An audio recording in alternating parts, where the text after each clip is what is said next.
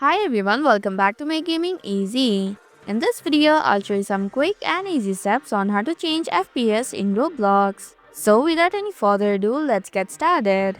First, open Roblox app or go to roblox.com. Then tap on the game that you want to play. After that, tap on the play icon.